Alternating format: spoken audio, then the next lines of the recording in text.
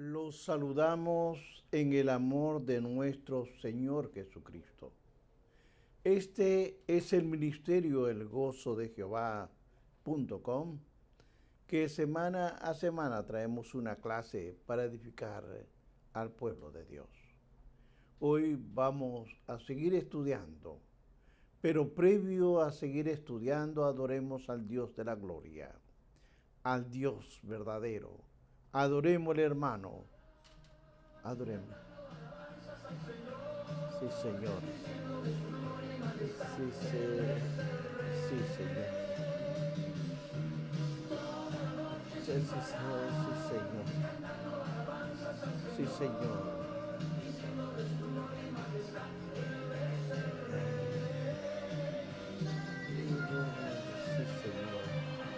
Bendito Dios de la gloria.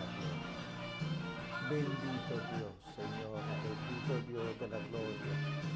Bendito Dios. Bendito. Bendito Dios, Señor. Sí, Señor.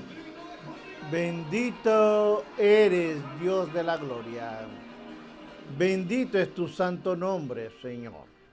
Gracias, Padre, porque me da la oportunidad de explicar esta clase. Vamos a estudiar, hermanos, el capítulo 29, versículo 21 en adelante. Vamos a desarrollar este tema. Génesis capítulo 29, del 21 en adelante. La palabra de Dios la leo a la gloria del Padre, del Hijo y del Espíritu Santo.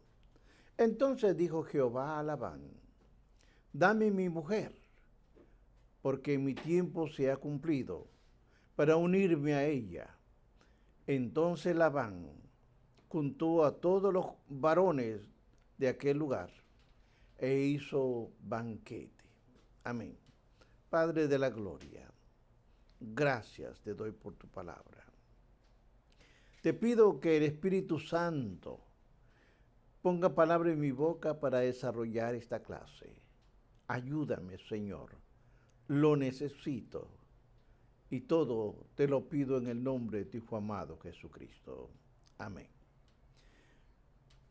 Bien, hermanos, a esta clase la he titulado Jacob se casa con Lea. Es muy interesante ver cómo esta clase de matrimonios se hacía en el pasado. Porque después de 7 años de trabajo al servicio de Labán, sucedió algo inevitable. Jacob acudió a Labán y le dijo: dame mi mujer, porque el tiempo se ha cumplido. Evidentemente, hermanos, Jacob había llevado la cuenta, tal vez de meses y años, pero el tiempo ya estaba cumplido. Él ya había trabajado. El patriarca guardaba con ansiedad el día en que pudiese unirse a Raquel.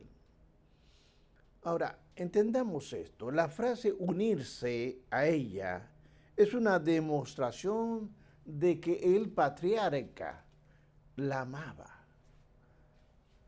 Amaba a Raquel, que su amor era sincero, que era puro, que era verdadero. Él había cumplido su compromiso con su tío Labán.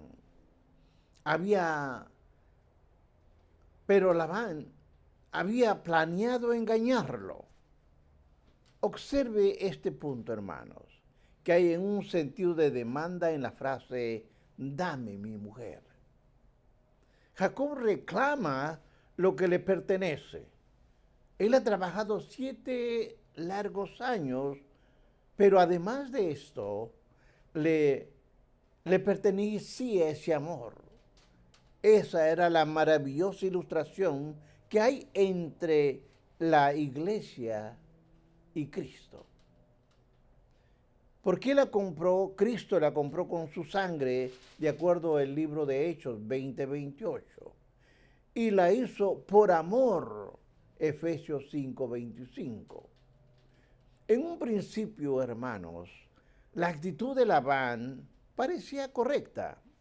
Organizó una fiesta al estilo oriental, con el fin de entregar a Raquel a Jacob. Pero sus planes eran otros. El engaño de Labán fue un acto miserable. Jacob cumplió su palabra y trajo los 7 años, trabajó, que había hablado a su tío Labán. Pero Labán no cumplió con su compromiso de entregar a Raquel a Jacob. No lo hizo, pero él hizo una estrategia. Labán usó la excusa de una costumbre local porque la hija mayor no podía quedar, sino tenía que casarse. Esas eran las reglas de aquel lugar, de acuerdo a Labán. La excusa usada por Labán para engañar a Jacob carecía, hermanos, de méritos. No era verdad. Pues Labán debió haber informado a Jacob aquella práctica u costumbre antes de convocar a una fiesta para unir a su hija. No lo hizo. Fue miserable. Observe usted el capítulo 29 del 23 al 27. Observe lo que dice. Y sucedió que la noche tomó a Lea, su hija, y la trajo, y él se llegó a ella. Y dio Labán, y le dio la sierva Zilpa a su hija Lea por criada. Ahora entienda esto. A la mañana, he aquí, era Lea. Y Jacob le dijo a Labán: ¿qué es esto que me has hecho? ¿No te he servido por Raquel? ¿Por qué me has engañado? Y Labán respondió: no se hace así en este lugar, que se case primero la mayor y después la menor. Hermanos, aquí había una mentira de parte de Labán, donde él decía que tenía que traer otros 7 años por la menor. Ahora, es probable que aquella experiencia que Labán pudo traer a la memoria de Jacob, su experiencia que él tuvo cuando engañó a su padre y a Isaac. Ahora, Jacob experimenta en su propia carne la angustia del engaño. Lo que Isaac y Esaú vieron como resultado de la astucia entre Rebeca y Jacob. Ahora entendamos esta parte. Ahora el patriarca lo experimenta como resultado del engaño de Labán. El plan de Labán fue aprovecharse de la oscuridad. Recuerde que en esas fiestas o matrimonios que se hacían era en noche. Se entregaba a la novia cubierta. El novio no veía, obviamente, a la persona que se le entregando. Tal como se había aprovechado de la ceguera de su padre y la indiferencia espiritual de su hermano Esaú, asimismo, como él aprovechó, ahora aprovecharon de él. Pero a pesar de todo lo dicho, el hecho de que Jacob no podía repudiar su matrimonio con Lea podía ser una evidencia, obviamente, de que vio la mano de Dios en todo lo sucedido. Es decir, Jacob vio el juicio y la disciplina de Dios en el engaño.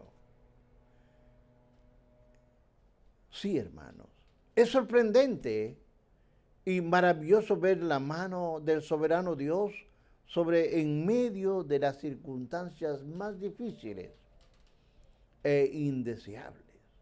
Aunque Jacob había trabajado 7 años por Raquel, la noche de la boda, Labán entregó otra mujer.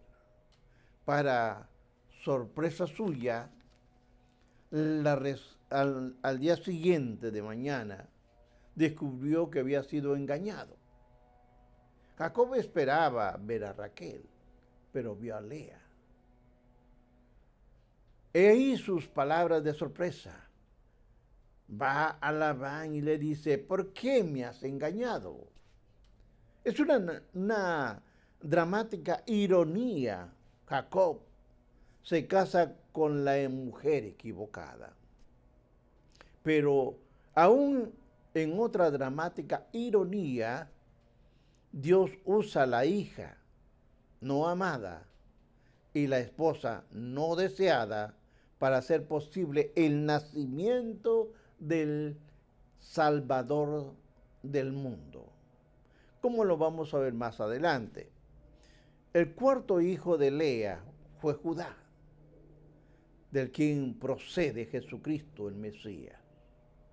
Mire usted, de Lea, de la descendencia de Lea, de sus hijos, va a venir el Salvador del mundo. Ahora veamos. Jacob se va a casar con Raquel ahora. Observemos este pasaje, el 27 al 35. Vamos a mirarlo. Se cumplió la semana de esta y se dará también la otra. Escuche bien.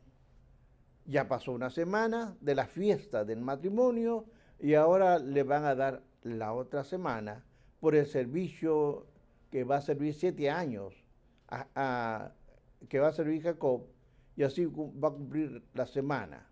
Y él le dio a Raquel, su otra hija. Vaya observando. Y dio Labán a Raquel, su hija, su sierva, Bila, por criada. Y se llegó también a Raquel, y la amó también más que a Lea. Entienda bien esta palabra. Y la amó más que a Lea. Y sirvió Labán, y le sirvió a Labán otros 7 años. Ahora, entendamos esto porque hay que desarrollarlo. Estos versículos que estoy leyendo deben ser analizados cuidadosamente. Ahora, ¿qué significa cumple la semana de esta y se te dará también la otra?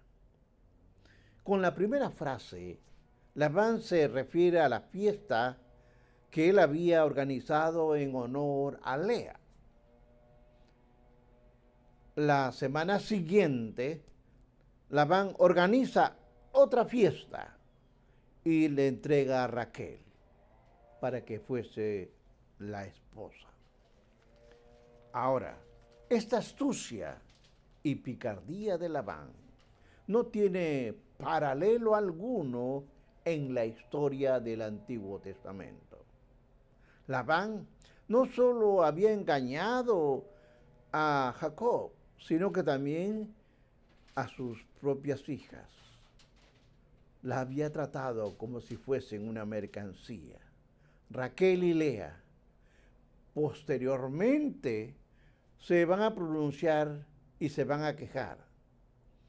Ellos van a decir, ¿tenemos parte o heredad en casa de nuestro padre? No nos tiene como extrañas, pues, ¿qué nos vendió? Y aún no ha comido todo de nuestro precio. Vea el capítulo 31 del 14 y 15.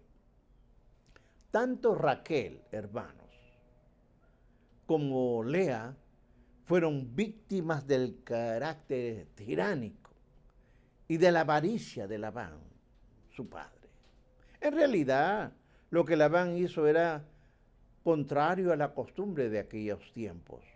Los padres de familia honorables, no Labán, no vendían a sus hijas, sino que negociaban su matrimonio y recibían una compensación como expresión de amor del futuro esposo por la doncella.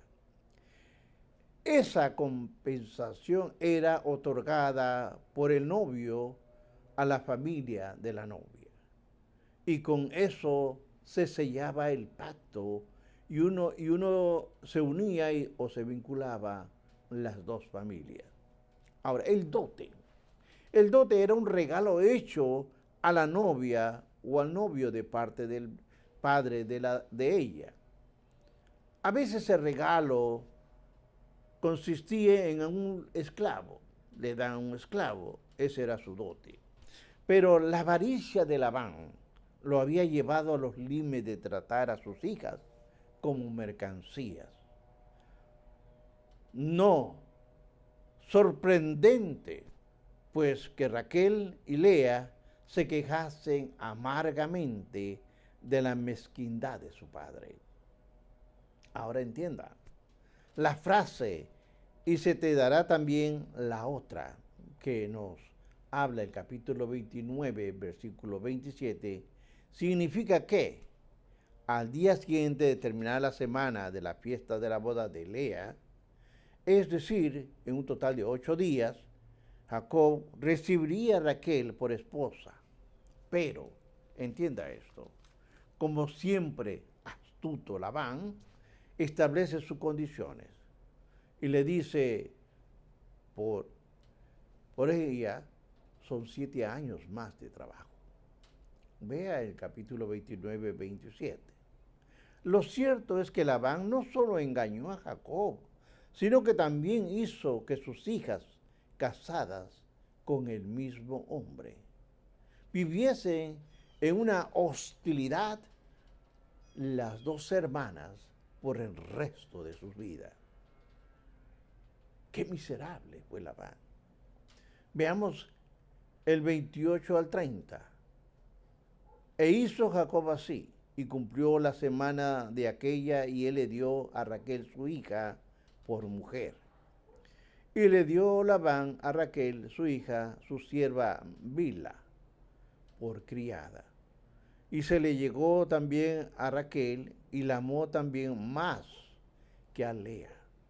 Y sirvió Labán aún a otros 7 años. Jacob, hermanos, cumplió una semana, la semana de Lea, y el tramposo de Labán ahora le dio a Raquel. La mezquindad de Labán deja de ver en el hecho de que su dote a cada una de sus hijas fue nada menos que entregarle una esclava a cada uno. A Lea le dio Silpa, a Raquel le dio Bilha. Ciertamente Labán era lo suficiente rico por haber hecho un mejor regalo a sus hijas. Pero la avaricia, hermanos, era sin duda una de las características sobresalientes de Labán. De pronto, sin esperarlo ni buscarlo, Jacob ya tenía 2 esposas. Y sus 2 esposas hermanas. Aunque este tema surge repetidas veces en el Antiguo Testamento, ciertamente la cuestión de la bigamia es tema de discusión para otra clase. En el contexto inmediato, estos casos como el caso que hubo en Abraham, en Isaac, en Saúl, deben recordarse, hermanos. Vea usted Génesis 29:30.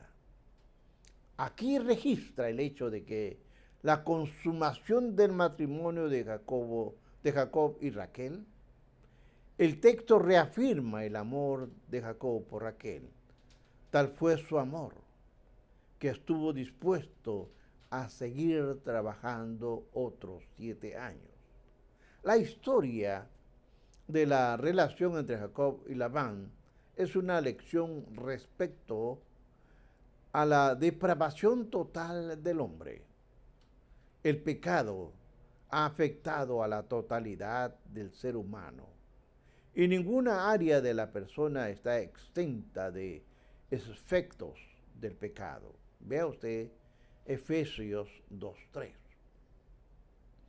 Otra importante lección que entendemos de esto, que aflora en este pasaje la inmensidad de la gracia soberana de Dios. Esa gracia se manifestó tanto en el injusto y tramposo Labán como con el débil Jacob, que pudo haber rechazado a Lea de haber optado por Raquel, pero no lo hizo. Solo la infinita misericordia de Dios puede explicarnos que todo lo sucedido abraza para bien a pesar de la tristeza y las luchas de la nueva familia de Jacob. Veamos el 31. Y vio Jehová que Lea era menospreciada y le dio hijos, pero Raquel era estéril. Vamos a ver un poquito esto. Y dice, y vio Jehová, es una expresión que sugiere que el Señor ha de actuar de acuerdo a Génesis 6:5. Jehová Dios miró la situación de aflicción y ayuda al que está en desventaja. Veamos la Reina Valera, dice, Lea era menospreciada. Pero si usted ve su Biblia hebrea, dice, fue odiada. La expresión debe interpretarse como un sentido comparativo. Raquel era amada más que Lea. Es decir, en comparación con su amor por Raquel, Jacob amaba más, un poquito menos a Lea. Eso sería la idea. Sería difícil de comprender cómo un hombre literalmente odiase a la mujer con quien está casado. No se puede entender esto. Lo cierto es que Jacob amaba menos, entienda bien, entre comillas, amaba menos a Lea.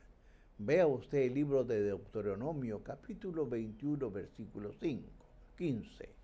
Y Jehová Dios intervino a favor de Lea para hacer posible que tuviese hijos.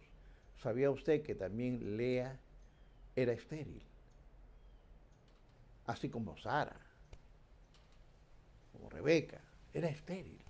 Pero entonces ahora va a ser cuando el Señor hace posible que pueda concebir.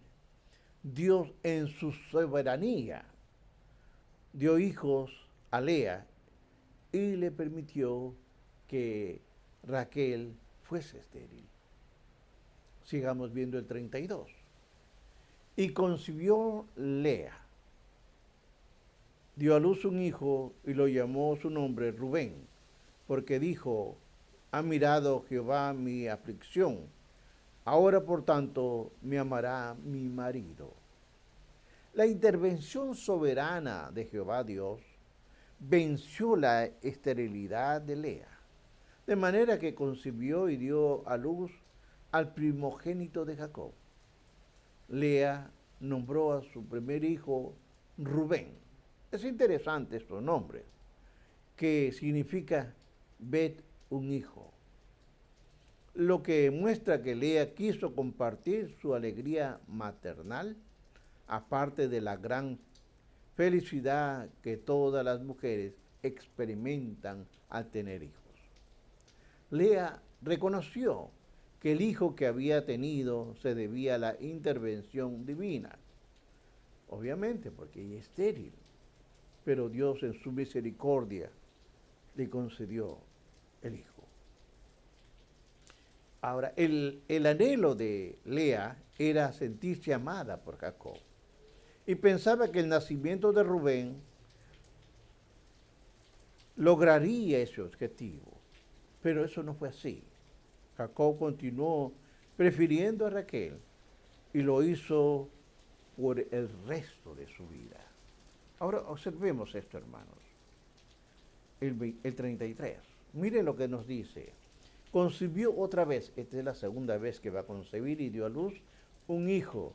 Por cuanto oyó Jehová que yo era menospreciada, me ha dado también este, y llamó su nombre Simeón. Lea atribuye la concepción de su segundo hijo al hecho de que Jehová oyó que era menospreciada. De ahí el nombre Simeón, que significa oír. Ahora, a mí me llama la atención que Lea usa dos vocablos para nombrar a sus dos primeros hijos. El primero procede del verbo ver, el segundo del verbo oír. Estos dos verbos apuntan a dos acciones de Dios relacionados con su cuidado providencial hacia las personas desafortunadas y oprimidas. Lea sufría, sabiendo que ocupaba un segundo lugar en la vida de Jacob. Y por otra parte, amaba más a Raquel. Observemos el 34. Y concibió otra vez y dio a luz un hijo y dijo, ahora esta vez se unirá mi marido conmigo, porque le he dado a luz 3 hijos. Por lo tanto llamó su nombre Leví. Ahora, desarrollemos esto. En su providencia Dios fructificó la matriz de Lea. El Dios de la fertilidad y de la abundancia hizo que Lea concibiese por tercera vez. El nombre dado al tercer hijo fue Leví. Según el profesor Waltke, este nombre significa mi esposo se unirá a mí. Ahora, a mí me llama la atención que Lea nombre a su hijo usando un vocablo que exprese la esperanza profunda de que un marido la ame. El nombre de Leví se hará notorio. Vamos a ver qué es lo que va a pasar. Primero, hermanos, vamos a observar que hubieron muchos eventos, hubieron pleitos, ataques con los habitantes de Siquim, en venganza por haber deshonrado a Dina, en el capítulo 34. Y también posteriormente la tribu de Leví fue escogida por Dios para que estuviese encargado de todo lo relacionado con el tabernáculo y el templo. Observe dos cosas. Lea tiene hijos, una hija, pero tiene hijos. Pero uno es donde va a venir el soberano Dios, Jesucristo. Posteriormente la tribu de Leví fue escogida. Leví tuvo 3 hijos, Gersón, Coat y Merarí. Esos se encuentran en Génesis 46, 11. Y los capítulos 3 y 4 de Números registran que Aarón y Moisés son descendientes de Leví. Tome nota, Aarón y Moisés son descendientes de Leví. Dios determinó que la tribu de Leví ocupara un lugar de los primogénitos. Dios dice, y los levitas serán míos, yo Jehová. Vea el capítulo 3, versículo 45 de Números.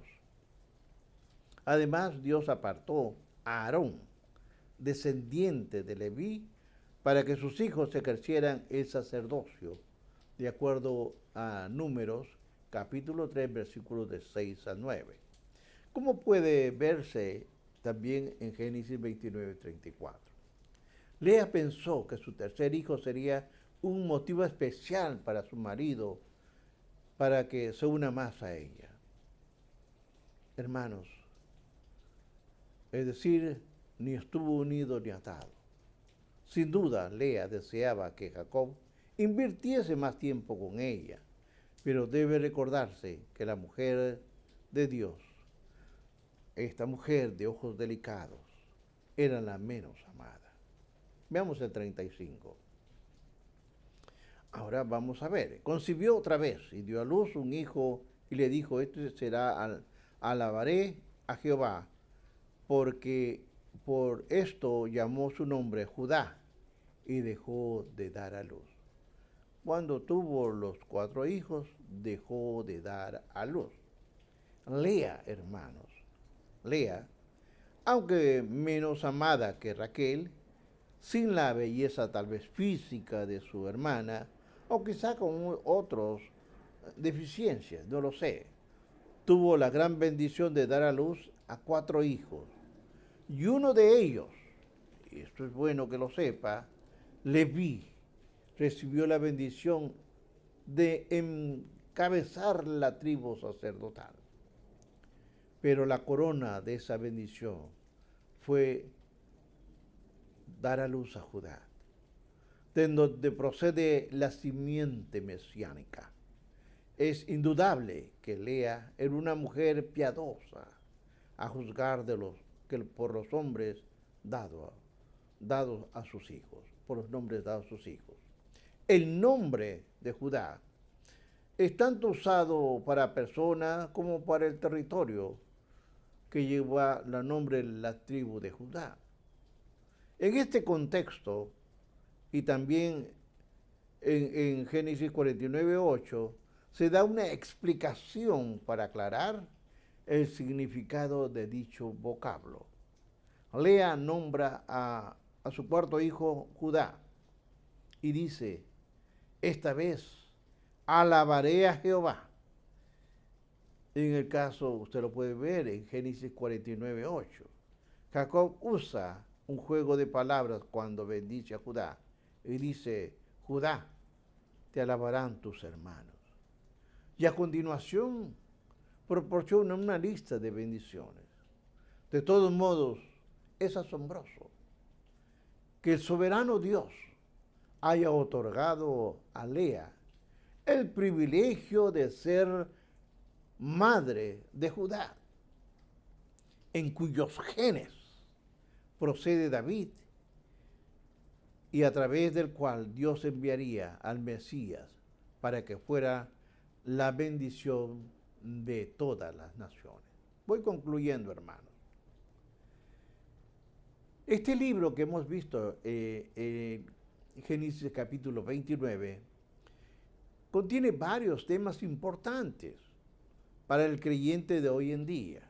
En primer lugar, hermanos, hay una enseñanza acerca de la inevitable del juicio divino. El apóstol Pablo lo expresa así en una de sus epístolas, Gálatas 6:7. No os engañéis, Dios no puede ser burlado, pues todo lo que el hombre sembrare, eso también segará. Jacob él sembró el viento del engaño y recogió tempestades de lo mismo. Vea Oseas 8:7. El tramposo es atrapado con su propia trampa. Vea Salmos 57:6. Jacob había engañado a su propio padre, usó la misma astucia, asesorada obviamente por su madre. Ahora Labán hace que pruebe el sabor de la misma medicina. En segundo lugar, hay una maravillosa lección de la manera como Dios recompensa al afligido. Lea es un claro ejemplo, pues fue tratada como mercancía por su propio padre, menospreciada por su hermana Raquel. Pero además Jacob le dio lugar secundario. Pero Dios recompensa a Lea y le dio el privilegio de tener hijos, entre los cuales estaba Leví y Judá. Leví fue la cabeza de la tribu sacerdotal de la nación de Israel. Y Judá fue él, el primogénito de David, de donde a la postre nació el rey Mesías, quien trae bendición a todas las naciones. Por último, Génesis 29, que estamos terminando, pone de manifiesto de nuevo la inmutable presencia de Dios en Betel, con sus escogidos, tal como Él lo prometió a Jacob. Él, engañado a pasar por sus incongruencias y tropiezos, el Señor le da un noble destino y una noble familia. Qué maravilloso, hermanos, es saber que Dios es nuestro Dios de promesas. A los antiguos lo hizo a Jacob, pero para nosotros también está esa promesa. El Dios inmutable. Santiago nos expresa así en Santiago 1:17, y con esto termino. Toda buena dádiva y todo don perfecto desciende de lo alto, del Padre de las luces, en el cual no hay mudanza ni sombra de variación. Ese es al Dios que amo y sirvo. Bendiciones.